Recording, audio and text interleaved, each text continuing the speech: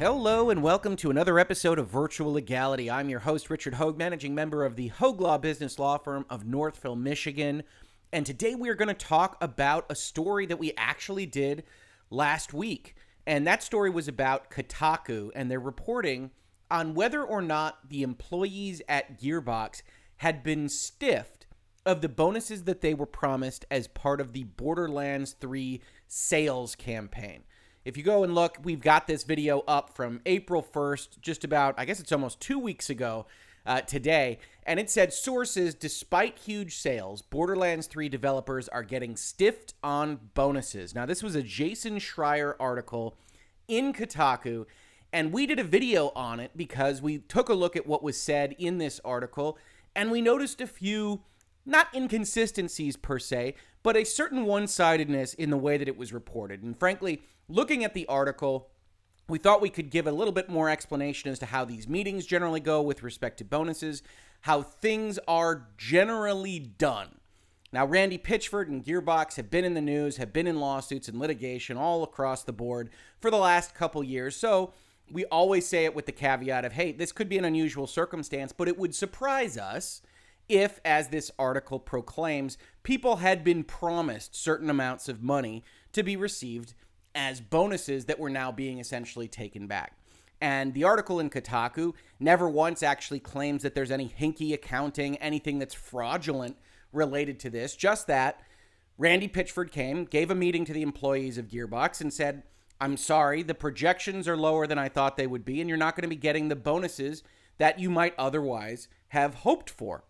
And Jason Schreier at Kotaku made an article about this, and it didn't really pass the smell test for, at bare minimum, kind of getting both sides of the story, right? If you're an investigative journalist, and maybe you're doing something more important than video games coverage, but if you are an investigative journalist at all, one of the things that I think is said a lot is that there are two sides to every story, and it's probably in your best interest, if you want to convey the news properly to folks, that you go and you try to get that other side of the story. You can see in the thumbnail to this video that you clicked on to arrive at my talking to you, that I think that what has happened over the last couple days is a presentation of that other side of the story, and I want to talk to you about it, not because we need to take that side of the story at face value, but because it is useful to interpreting what we see in the news when we have these discussions. What folks like Jason Schreier and other people that use Kotaku articles like this to advocate whatever they want to advocate for in respect of the industry or bonus pools or employee benefits or things along those lines, that they should be taking into account this other side of the story as well. And frankly, I'm sitting here getting ready to talk to you about this and talk about this video with you. And one of the things I want to say is it's a little bit frustrating. It's not really my job. There should be the ability of people that are interested in these kinds of things in the business of the video game industry, or maybe it's the business of the movie industry or television or technology or medicine, things that are obviously very, very important right now, that these journalists, these stories that we see, we should be able to take not on face value because we're not in the room, but at least on the understanding that they have gone and they have talked to the right people and that we're getting something like a neutral depiction of what has occurred. And that's clearly not happening in Kotaku. And it might be the case that I wind up doing a video or even video series where I wind up talking about not just Kotaku, but the various things that are happening in video game journalism that tend towards this end, that we go and we're a journalist in video gaming and we've got a couple contacts at a company. Maybe they're disgruntled. Maybe they've got an axe to pick, whatever it might be. And they give you this leaked information and you just report that. And it creates a narrative. It creates this kind of headline item that got re-reported. I don't even know how many times that I was discussing it with folks in my social media feeds, talking to them about what was happening, hopefully directing them to my video. And now we can see that at bare minimum, this specific depiction of events as shared in Kotaku is not shared by everyone at Gearbox. And to get to that point, I want to flag a few people that deserve hat tips. I got a hat tip for Lord Cognito and the Iron Lords podcast, who flagged me for this story that they put up that says Gearbox game director speaks out against reports about employee disappointment. I had another follower on Twitter, Arkham Fantasy, say very similar things, linking me directly to the LinkedIn article. And another person who flagged this for me separately, but tweeted out that the reporting by Kotaku has once again proven to be one-sided and incomplete. There was a lot more to the Gearbox bonus program story, and here's the proof. And this was from Game Over 30. I highly recommend checking out all these folks. I love the Iron Lords podcast. Game Over 30 is constantly talking about business and law, or more specifically business of video games. And so he is an excellent follow as well.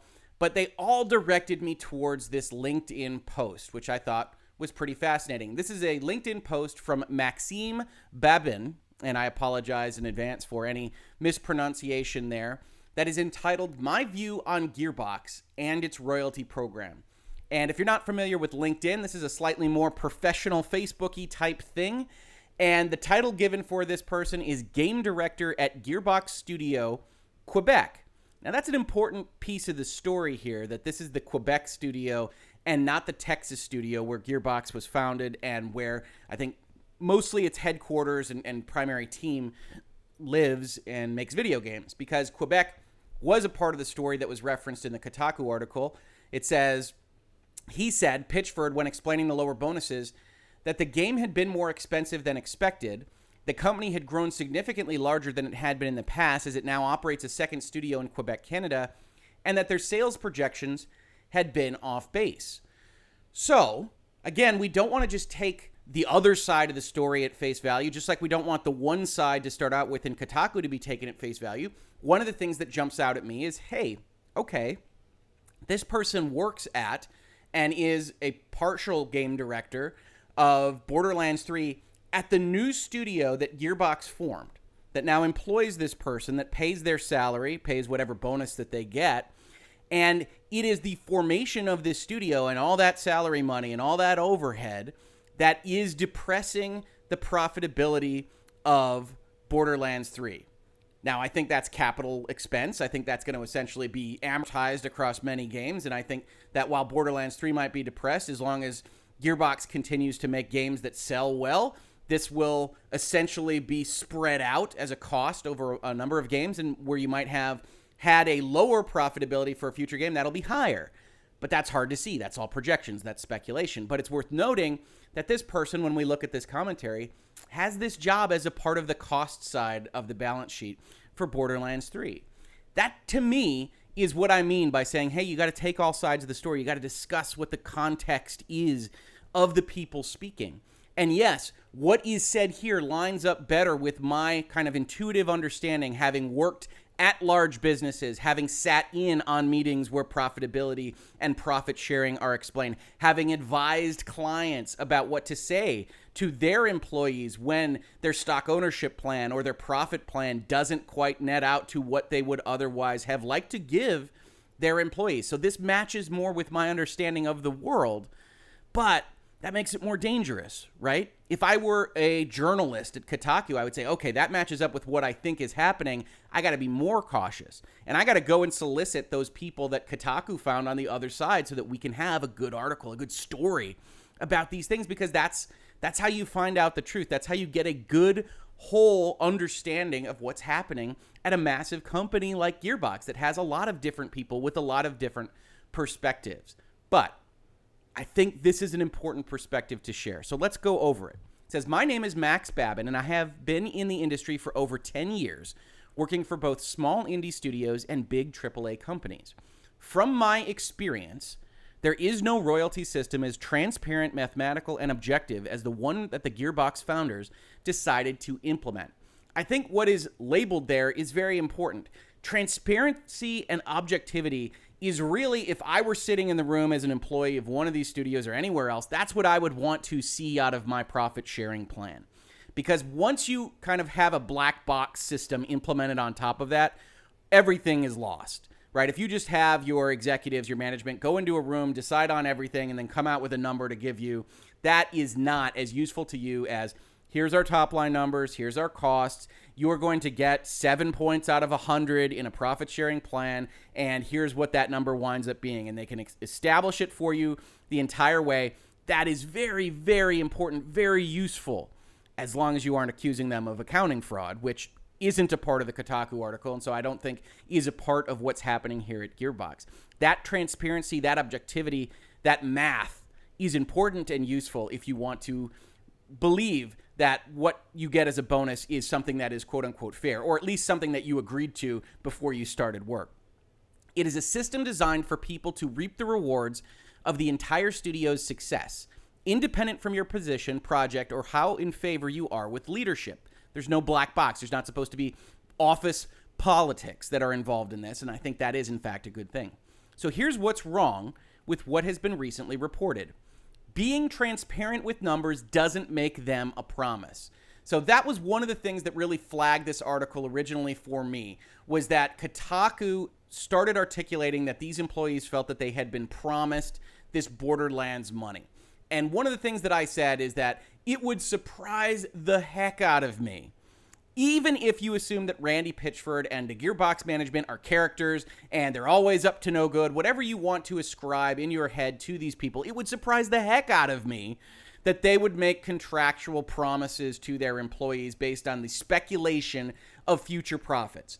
Because unless you are an actual idiot, you don't make those promises because you don't know what money is going to come in for any specific project. And Gearbox, remember, is coming right off the heels of Battleborn, which, yes, I will admit to liking, and in fact, I loved that game as a game player, but which made them no money and was shut down almost as soon as it was released. And so Gearbox is, when they are making Borderlands 3, when they are projecting these kinds of things, when they are sharing these meetings with their employees, they are fully aware of the fact that a game that they spend significant resources on and that they release could utterly flop. Now, it was pretty unlikely that something that is the third in a very popular series like Borderlands 3 would flop, but still, it would be very odd to make quote-unquote promises. But as I said in that prior video, that doesn't mean that people in the room don't hear promises. There are people that will take what you say about Borderlands 2 and say, oh my gosh, that was house money. I'm going to have maybe money to buy a house from Borderlands 3. That's going to be great.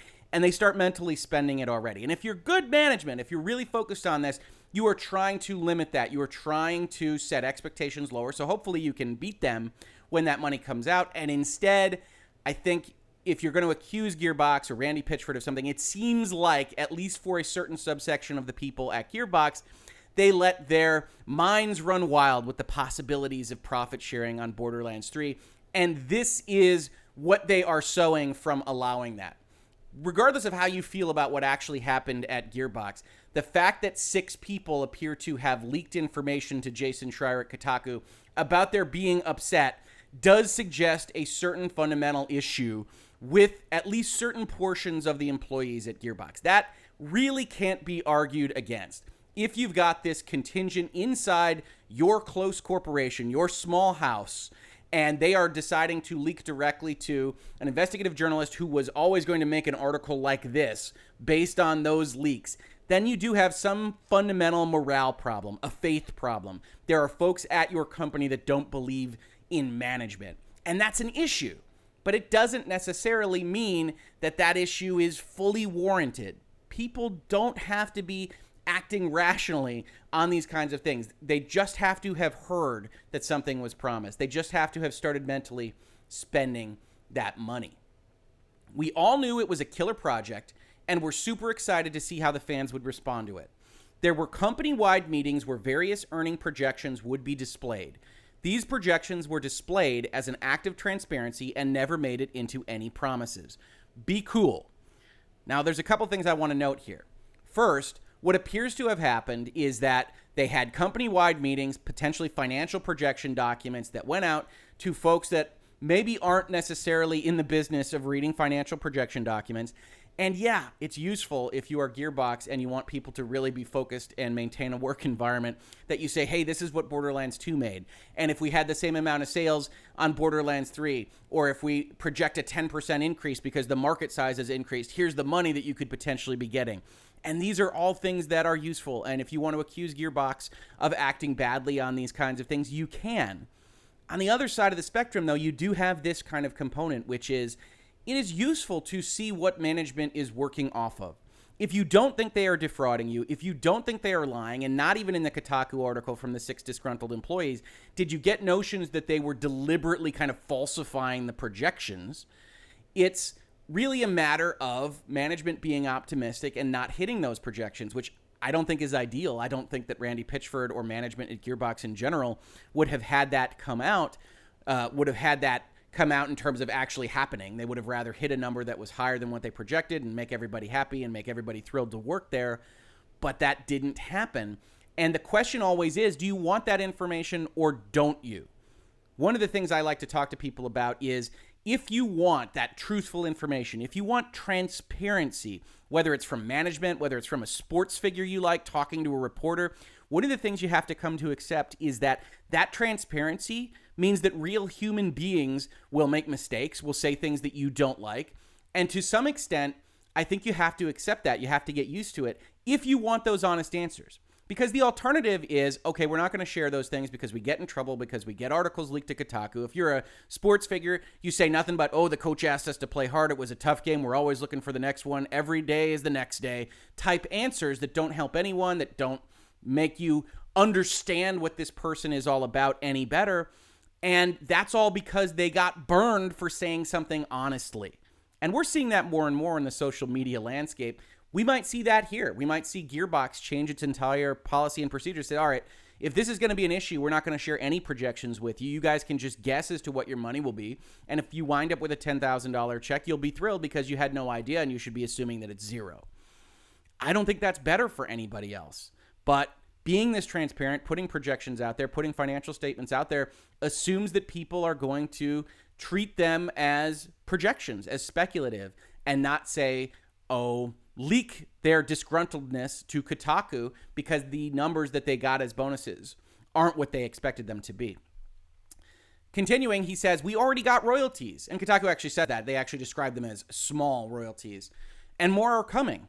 We have not got stiffed by anyone. And again, that points out what I said in my earlier video, which is that getting stiffed implies that something has been fully withheld, that it has been withheld wrongly, that something was stolen. And that doesn't appear to be what was even accused of in this particular case. They say there was an expectation gap, and that seems evident. But Borderlands 3 is profitable, and we already are seeing the result of it. Royalties are flowing already, and more are coming. I have a huge amount of respect for Randy that he had to face the disappointment of his friends and colleagues when he announced that the projections were too high. He could have pushed it off to someone in the studio, but he didn't. It was a display of trust and honesty, and it sucks that someone would try to spin it into something it isn't. 6 someones, as a matter of fact. It is particularly painful to have to discuss this at a time when millions of people outside the video game industry are struggling financially. Now, there's some wordsmithing there, right? There was an expectation gap, is management speak. There certainly is an expectation gap, but this starts to sound much like a management kind of explanation for what happened. Now, in blue, I've highlighted the fact that Randy actually telling the employees this is a big deal to this particular person. And I think it is, except that certainly the expectation would be that the CEO is delivering these kinds of messages, especially if the CEO was the one behind delivering the initial projection messages. And so, yes, I think it's a good thing that they didn't go and hide for a statement like this, but I don't think it's necessarily something that needs to be lauded very much. It is what I would expect from a decent CEO. It was a display of trust and honesty, sure. You don't have to go and take the slings and arrows if you're the CEO, if you're the big money man, if you're rich, but it is good that they did that. But this starts to sound a little bit like management talking. And as a matter of fact, I wanted to highlight in the previous bullet point that last line, be cool, is not directed really at Kotaku readers, is not directed at you or me. That is directed at employees at Gearbox, right? These projections were displayed as an act of transparency. You got this information because they wanted you to have more information to understand what the profit-sharing plan would be. Be cool. Don't take it as promises. Don't take it as sacrosanct. Don't leak your unhappiness to places like Kotaku. Be cool. It's not for us. And so you start to see that this is very much someone that is in the upper echelons of Gearbox, or at bare minimum, believes in the upper echelons of Gearbox. We all benefit from Gearbox success. A few months ago, Randy decided to give away 30% of his company to the employees because he believes that those who participate should get a piece of the returns. I'm honestly surprised that this isn't what is making the news right now. This is huge. In addition to this formula-based royalty system, we are now part owners of the company. Now, this was interesting to me. I couldn't find anything else about this particular bullet or news item. Now, one of the reasons for that is that Gearbox is not a publicly traded company. Gearbox is a close corporation, meaning that it's held by specific people that either initially founded the company or that the company has given shares to, usually as service providers to the company, employees, potentially contractors, those kinds of folks, investors. And so they have a direct relation to Gearbox. There is no secondary market for its shares, which means because there is no secondary market, Gearbox doesn't have to publicly share information about how it operates. A public company that's traded on the NASDAQ or the stock exchange has to issue, by federal government law, certain reports on a quarterly and annual basis that show certain things about what's happening on the internal governance side of the company. Gearbox doesn't have to do that. So this came as a bit of a surprise, and I think it's interesting. We have no reason to believe that this person is lying about that. However, in all likelihood, this isn't Randy Pitchford taking 30% of his shares and just giving them out to his employees. In all likelihood, this is what we would call an employee stock ownership plan, or ESOP. And an ESOP is something that is useful. It is very useful in incentivizing employees in very specific circumstances, but it's also useful to the company and potentially the founders. It says here on an article from NCEO, the National Center for Employee Ownership. So again, take that with a grain of salt as to what we are talking about here. Employee ownership can be accomplished in a variety of ways. Employees can buy stock directly, be given it as a bonus, can receive stock options, or obtain stock through a profit-sharing plan. Now, the profit-sharing plan we have been discussing is essentially a royalty or gross revenue-based profit-sharing plan in which the money coming in for a project like Borderlands 3 is shared amongst the company at, I believe, the 60% level and the employees at a 40% level. That can be done by contract. That's not really talking about the share ownership in the company. It says, but by far the most common form of employee ownership in the U.S. is the ESOP, or Employee Stock Ownership Plan. An ESOP is a kind of employee benefit plan similar in some ways to a profit-sharing plan. In an ESOP, a company sets up a trust fund into which it contributes new shares of its own stock or cash to buy existing shares. So that's one of the fun things about capitalizing a company, right? Is you say, oh, you've given away 30% of the company for things that aren't share-based. That would mean somebody had to give away 30% to somebody else. Here, the company is actually authorized to issue new shares, which is just a function of mathematics. So if you had 70 shares, we're going to use simple numbers here. If you had 70 shares outstanding and Randy Pitchford held a certain amount and his co-partners held the rest, if the company decided to then issue 30 new shares just to an ESOP or to just a new person, then the resulting capitalization of the company would be the 70 that used to be 100% are now 70%, and the 30 that have been recently issued are 30% of the company. 70 plus 30 is 100, and 70 is 70%, and 30 is 30%. So you didn't actually have to take anything away directly from the people that hold the 70 shares. The company just issued 30 new shares. And that would be, quote unquote, giving away 30% of the company. We would call it in the law or in business dilution. That 100% interest that those prior folks held in the company has been diluted down to 70% by issuance of new stock directly out of the company. Now, I don't know that that's what's happened here. But when people talk about these kinds of things, when you get a reference to has given away 30% of his company, people don't talk in real life like lawyers talk about these things. And that's right down to really sophisticated clients that are talking about specifically enacting things like this. They will talk about giving away 30% of their company. We want employees to have 30% of the company. They won't talk about the mechanics of how that is done. But my bet is that what we're looking at is that Gearbox has established an ESOP, an employee stock ownership plan, and there are reasons for that. Right? In an ESOP, they set up that trust fund, or the ESOP can borrow money and can get advantageous terms on that borrowed money, which could be useful depending on what Gearbox's financial situation is. And regardless of how the plan acquires its stock, company contributions to the trust are tax deductible with certain accounting limits. So without getting into the nitty-gritty, the detail-orientedness of all this, there are reasons if you want to view Gearbox or Randy Pitchford or anyone else associated with actually operating this company as the devil, if you want to just ascribe to them negative motivations, there are reasons, there are tax incentives, and there are financial structuring purposes to setting up an ESOP and to having a company contribute either 30% of the stock of a fully diluted version of the company into that ESOP, to have the ESOP borrow money to buy stock from other people, potentially founders, to get them unliquidated out of their interest in the company. That there are reasons to believe that this was done not for solely the benefit of the employees. But that, to me, is again seeing only one side of the story, because even in that circumstance, the fact remains that employees do wind up owning more of the company. They wind up having more skin in the game as to how the company winds up proceeding. And so that is a fairly significant news item that an ESOP has been set up. It might be a significant news item because one of the founders wants to leave. It might be a significant news item because the company wants to borrow a lot of money and wants to expand, or has financial difficulties, or other things that really should be reported on by somebody that has these contacts. And that's what I would love to see out of the Kotakus of the world. I've said this in the comments to my videos, but I like Jason Schreier's reporting. He's good at teasing out these facts from various people, but he never goes far enough, and he winds up making stories like this that say developers are getting stiffed on bonuses. Maybe, but you've got 6 people here that give you that story. And then if you go and you looked at this LinkedIn article that ends with essentially saying, I understand that honesty and transparency can bring misunderstanding, but these values are core to Gearbox's vision, and I want to share my deepest appreciation for Gearbox. And then you have not 6, but in fact 7 employees wind up, at least claimed employees wind up coming in and saying, I agree. Couldn't have put this in better words, my friend. From my perspective, this is both honest and true.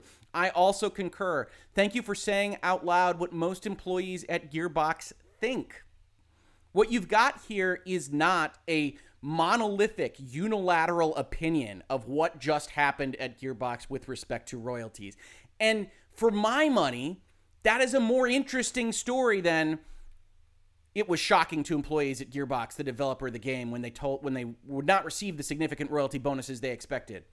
Employees at a company the size of Gearbox were never going to have a unilateral response to this kind of news.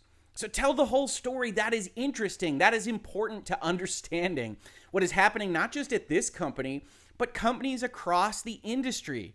Kotaku, you can do better. I know you can. And I would love to see that. Jason Schreier, you have these contacts. If you want to talk about these issues, I would be happy to have you on Virtual Legality. Let's talk about these issues. Let's make sure that people can get a good understanding of these things. And not just related to the headline item, which we know people are going to share without reading the article, but the ultimate body of the article can have so much more nuance. Or perhaps you see an article like this one from Babin, who we know is at least the creative director of Borderlands 3 DLC number 2. Was a little bit unclear as to what he was creative director on Borderlands 3 for any other purpose, because, like I said, it's not that easy to see what's happening inside a close corporation. And so he might have been the creative director of more, including more DLC. He might have been the creative director for the whole game. It was very difficult to kind of suss out. But he is a legitimate person. He does work in Quebec, and that's an important part of the story. But you could report it as the other side of the story, or maybe you could just report it very much like Kotaku did. Here we've got a Game Rant article that says, Gearbox studio director tries to do damage control for Randy Pitchford. Yeah. Okay. Well, as I said in the LinkedIn post, a lot of it comes off sounding like it's management. This person is a game director. This person is someone that was given some kind of break by Randy Pitchford and the higher management at Gearbox. And so there is going to be a certain kind of skew towards defending the Gearbox policies because he has that high-level job. This might be what he's always wanted to do with his life, etc., etc. And that's worth discussing. Just like it's worth discussing that the 6 people that responded to Kotaku are clearly disgruntled employees. All of this is worth discussing. I'm not trying to dismiss the tilt of anyone involved. I'm trying to say if you put the tilt out there and you get both sides of the story, you get more information and you get more truth. And frankly, this headline doesn't get there, right? Tries to do damage control, essentially assumes the accuracy of the Kotaku article is sacrosanct, is the only truth on the Gearbox story, and that this guy is just lying to cover his own butt. And to me, hey, maybe that's the way that you want to see the world, and more power to you. To me, I've found in my experience the world is a lot more nuanced and, frankly, a lot more interesting when you dive into both sides. This has been Virtual Legality for today. If you like this video, we're talking about these kinds of things all the time. Please check out the rest of our content. We just talked about the ESA essentially canceling even digital E3 and not being able to get their publishers to even contribute digital marketing materials to them. We've talked about Supreme Court cases. Hey, we've even talked a little politics as we discussed exactly how Wisconsin was handling the outbreak and their specific voting criteria. We do have a lot of fun in this channel. Please share it around. Please share it on NeoGAF and Reset Era and Reddit and wherever else you might find yourself, because we love having these conversations. And frankly, the YouTube kind of transparency that we like to see from places like Gearbox just isn't there. We're down on basically all of our metrics. We don't know exactly why. So we would really appreciate it if you could help us out with comments, likes, subscribes, maybe even dislikes if you didn't like what we had to say. We would appreciate it all the same. If you caught it on YouTube, thank you so much for watching. And if you listen to it in its podcast form, thank you so much for listening. And if you could please review it on whatever platform you listen to it on, I would appreciate that as well. Thank you, and I will catch you on the very next episode of Virtual Legality. Virtual Legality is a YouTube video series with audio podcast versions presented as commentary and for education and entertainment purposes only. It does not constitute legal advice and does not create an attorney-client relationship. If you have legal questions about the topics discussed, please consult your own legal counsel.